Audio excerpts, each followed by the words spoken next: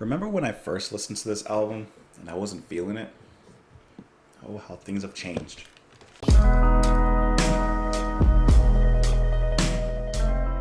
What is going on, you lovely people?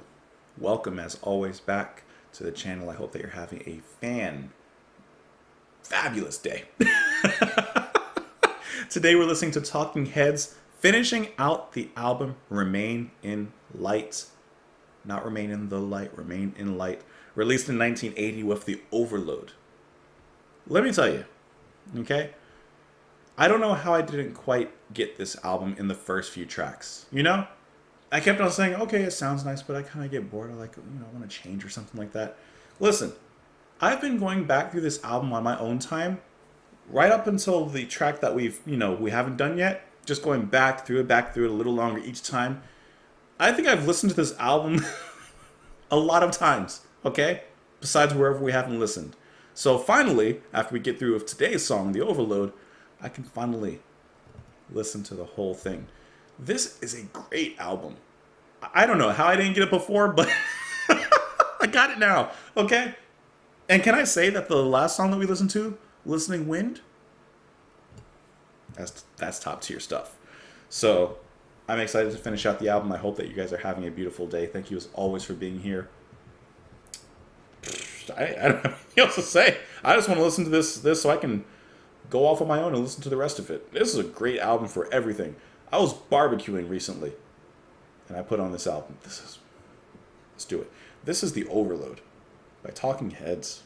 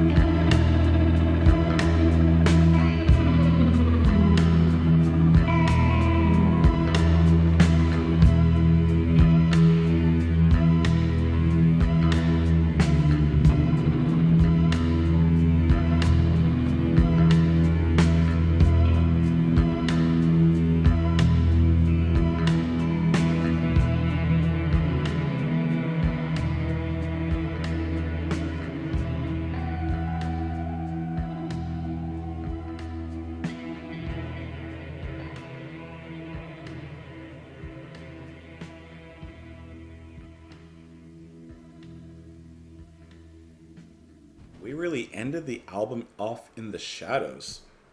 Completely, completely different change, different mood. The air. It's totally dark. It's like we ended in a somber mood here at the end, which I think is such an interesting choice to end it like this. Because the album, I guess when you're thinking about it, the album started from rhythm and groove and dance, moving down into atmosphere and depth, and then dropping off a cliff into the abyss with the overload. Two things really quick. I love the drony guitar that just kind of is played and just kind of echoes and expands in the air of the song because it gives it an ethereal nature, but like I said, it's a dark toned ethereal nature. So I love that. Second thing, I'm sorry. I'm so sorry. I can't help it. I literally cannot help it. Everything leads back to Mr. Sylvian for me. Can you imagine David Sylvian covering this song? Burn is great, but just take him out for a second and put in David Sylvian. This is exactly the type of song that he would sing. Think later career, post Blemish, but you got a little bit more of a conventional beat at least to give it to him. But he's still playing that dark, kind of abstract, moodier atmosphere, right? Like, okay, I'm done talking about Sylvian. I'm sorry. Otherwise, like I said, this is an interesting choice as a closer. I think it works really well as a closer. It's just I wasn't expecting that. I wasn't expecting such a, like I said, from light to shadow moment here on the album. And subject matter and lyrics, gotta be honest, I'm not sure what it's talking about. I'll have to kind of read into that a little bit. But this is just atmosphere for days. And I just really like the way that as an album, it all just like started up here and then slowly, properly, like a journey, came to a fitting, slightly darkened end. Frequent returning. A frequent returning. That's David Sylvian. All right. And then I see here on the information, which now, like, when I read this, it makes a lot of sense. But talking about this song, it says that the overload may be Talking Heads' attempt to emulate the sound of Joy Division. Which, if I listen, you can hear that. That slow, dark drift of the guitars, the slightly pained vocals. Okay, I can kind of hear that a little bit. It says it has been widely speculated, but never confirmed, that the song was made despite no band member having ever heard the music of Joy Division. Rather, it may be based on an idea of what the British quartet might sound like, based on descriptions from the press. I think that's really interesting. If that is true, making a song emulating a band, having never heard the band, but just hearing descriptions of what the it's like was that game Pictograph or whatever that game is called? You like draw the pictures and everybody has to guess what it is. Pictionary. I also feel like it's in this song that you can really hear Eno coming to life, right? Like you hear him coming forward in this song. Like all the band are doing like brilliant little subtle cues in the music, but I feel like this is where Eno gets his shine in this kind of atmosphere.